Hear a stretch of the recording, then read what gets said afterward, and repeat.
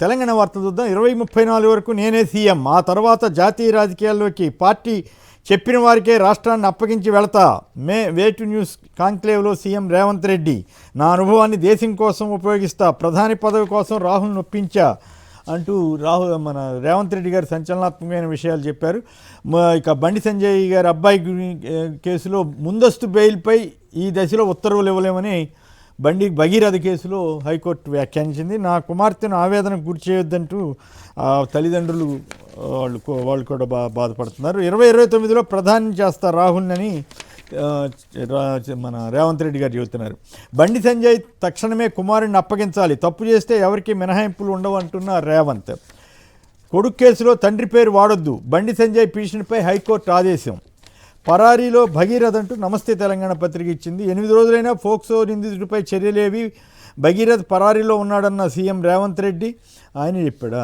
స్వయంగా పోలీసులకు లొంగిపోవాలని సూచన, కొడుకును అప్పగించాలంటూ బండికి వేడుకోలంట రేవంత్ రెడ్డి గారి వేడుకోలుకున్నారని ఈ పత్రిక రాసింది. తీవ్ర నష్టం జరిగిందన్న భావనలో కాంగ్రెస్ అధిష్టానం అంటూ కథనాన్ని ఇచ్చారు నమస్తే తెలంగాణలో. మీకు నిజంగా చిత్తశుద్ధి ఉంటే ప్రత్యేక విమానాల్లో ప్రయాణాన్ని నిషేధించండి అయ్యా చంద్రబాబు గారు అంటూ సైకిళ్లపై సచివాలయానికి వెళ్లే నాటకీయం చేయాల్సిన అవసరం లేదు. కానీ మీకు నిజంగా చిత్తశుద్ధి ఉంటే మీరు, మీ మంత్రులు, మీ పార్టీ నాయకులు ప్రత్యేక విమానాల్లో ప్రయాణాన్ని అధికారికంగా అయినా వ్యక్తిగతంగా అయినా తక్షణమే నిషేధిస్తూ ఉత్తర్వులు ఇవ్వండి అని సిబిఐ మాజీ డైరెక్టర్, రిటైర్డ్ ఐఏఎస్ అధికారి అయిన శ్రీ ఎం నాగేశ్వరరావు గారు విజ్ఞప్తి చేశారు చంద్రబాబు గారికి. మరి నిన్నే అన్ని వేల బస్సులతో అక్కడ సభ జరిగింది, అది వేరే విషయం.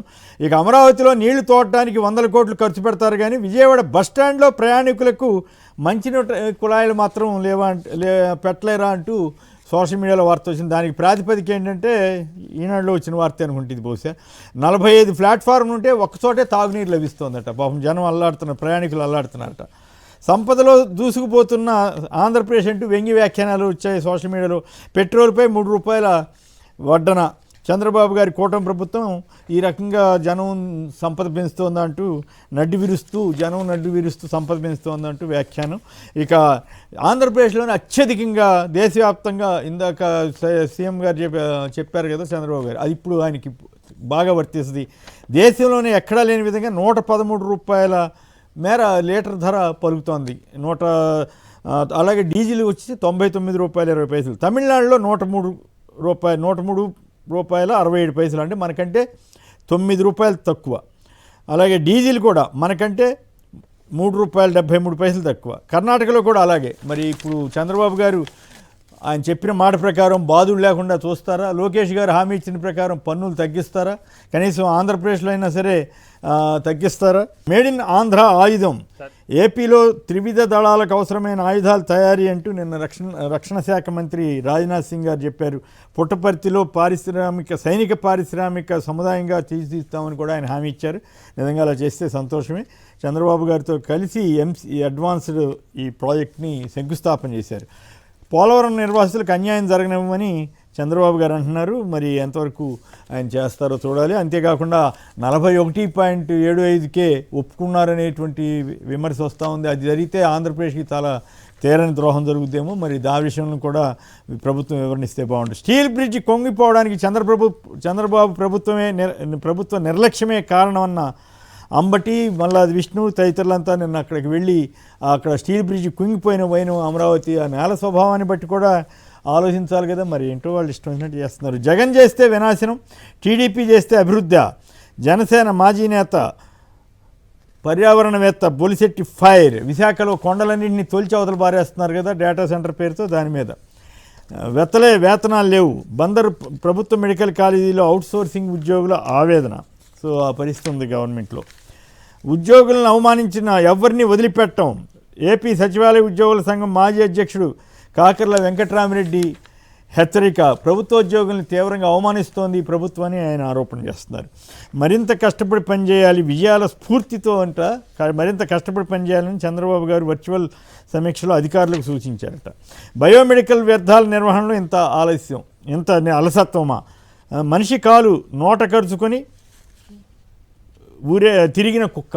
ఇది విజయవాడ ప్రభుత్వ ఆసుపత్రిలో. ఇంతకంటే ఘోరం ఉంటుంది. విజయాల స్ఫూర్తి అనేమో చంద్రబాబు గారు చెబుతుంటే గవర్నమెంట్ ఆసుపత్రిలో ఈ రకమైన దారుణమైన పరిస్థితి. అయితే ఆ గది తలుపు తీసింది ఎవరు అంటూ ఎల్లో మీడియా కథ రాసుకుంది. మరి అది ఏమవుతుందో. గాజుల మండ్యం షుగర్ ఫ్యాక్టరీకి పునరుద్ధరణకు చర్యలు తీసుకుంటామని కేంద్రం వైసీపీ ఎంపీ తిరుపతి ఎంపీ గురుమూర్తి గారి వినతిపైన స్పందించింది. ఇక ఉండిలో బుల్డోజర్ రాజ్యం నడుస్తోంది. సిపిఎం తరఫున తాత్కాలిక పునరావాస కేంద్రాలు ఏర్పాటు చేస్తామని సిపిఎం కార్యదర్శి వి శ్రీనివాసరావు చెప్పారు. మరి ఉండిలో జరుగుతున్న అరాచకాల మీద ప్రభుత్వం కూడా నోరు విప్పలేకపోతోంది. గంగా కావేరీ నదుల అనుసంధానం నా కళని ఇప్పుడు చంద్రబాబు గారు చెబుతున్నారు. వాళ్ళది ఫ్యాక్షన్, మనది ఫైటర్ జెట్ అని ఇటువంటి పెద్ద సభల్లో కూడా లోకేష్ గారు అనుచిత భాష వాడటం మాత్రం మానట్లేదు. దానికి గుడివాడ అమర్నాథ్ గారు కౌంటర్ ఇచ్చారు. ఈ దుబారా ఖర్చులు తగ్గించాలంటూనే తండ్రి కొడుకులు ప్రత్యేక విమానాల్లో షికారులు. అయితే వైఎస్ఆర్ ఆశయ సాధన కోసం పుట్టిన వైసీపీ టీడీపీ వెన్నుపోటుతో వైస్రాయ్లో పుట్టిన పార్టీ అని టీడీపీని బోత్ ఆర్ నాట్ సేమ్ అని లోకేష్కి జవాబిచ్చారు ఆయన. ఇక లోకేష్ గారికి సమాధానంగా మరికొన్ని సోషల్ మీడియాలో కూడా వచ్చినాయి. కోకోకోలా కంపెనీకి ఎలమంచిలి జనసేన ఎమ్మెల్యే బృందం బెదిరింపులు. కప్పం కట్టలేక రాష్ట్రం నుంచి తెలంగాణకు పరార్ కోకోకోలా. అనంతలో గత ఏడాది కేటాయించిన 120 ఎకరాలు వెనక్కి ఇచ్చేసిన జిన్ఫ్రా. సత్యసాయి జిల్లా నుంచి ఆజాద్ మొబిలిటీ పరుగు. అనకాపల్లిలో కేటాయించిన 142 ఎకరాల భూమిని తీసుకొని జూపిటర్ రెన్యూవల్ ఎనర్జీ అట. నెల్లూరులో పెట్టుబడి ప్రతిపాదనలు ఉపసంహరించుకున్న నాల్కో థాని. India Cements, Adani, Chettinad, United Breweries లాంటి పలు కంపెనీలకు కప్పం కోసం టీడీపీ కూటమి నేతల వేధింపులు. సో ఇవన్నీ కూటమికి ప్రభుత్వం వచ్చిన తర్వాత జరిగినాయి. అయినా కూడా అసలు ఏమీ జరగనట్లుగా ఎప్పుడో ఏదైనా చిన్న ఘటన జరిగితే వైసీపీ మీద మాత్రం ఆరోపణలు చేసేవాళ్ళు దీనికి సమాధానం చెప్పరు. ఇక పవన్ కళ్యాణ్ గారి వ్యాఖ్యలోకి వెళదాం. తమిళనాడు వేరు, ఏపీ రాజకీయాలు వేరట పవన్ కళ్యాణ్ గారు చెబుతున్నారు. కులం గురించి మాట్లాడతారా, కులం ఆపాదిస్తారా నాకు అని కూడా ఆయన ప్రశ్నిస్తున్నారు. నేనేమీ సీఎం కావాలని పార్టీ పెట్టలేదని కూడా ఆయన అంటున్నారు. మరి ఇప్పుడు ఇందాక మనం అనేక ఇవి చూసాం కదా, అవన్నీ చూస్తే ఆయన మరి ఎన్ని రకాలుగా మాటలు మారుస్తారు, అసలు చిత్తశుద్ధి ఉందా ఏమిటి, విజయ్కి ఈయనకున్న తేడా ఏమిటి, వీటన్నిటి మీద కూడా చర్చలోకి వెళదాం. ఆన్లైన్లో మహానాడు ఏర్పాటు చేస్తారట. త్రికరణ శుద్ధితో మద్దతిస్తారట. ఎట్ ది సేమ్ టైం మళ్ళీ 15 ఏళ్ల భాషకు మాత్రం ఆయన మానుతున్నట్లేదు. వీటి మీద పవన్ కళ్యాణ్ గారి వ్యాఖ్యల ఆంతర్యం ఏమిటి, 15 ఏళ్ళకి కట్టుబడి ఉన్నట్లా లేక నిజంగా ఆశ్చర్యం వేసే విషయం ఏంటంటే తిలక్ గారు వీళ్ళందరూ మాట్లాడతారు దాని మీద. పండగ ఇది ఊళ్ళో పెళ్ళైతే అంటూ ఎవరిని అన్నాడు ఆయన అభిమానులే ఆయన అవమానిస్తారా ఆ రకంగా? ఏమిటి ఆ మాటలు ఏమిటో, మరి ఆయన ఉద్దేశం ఏంటో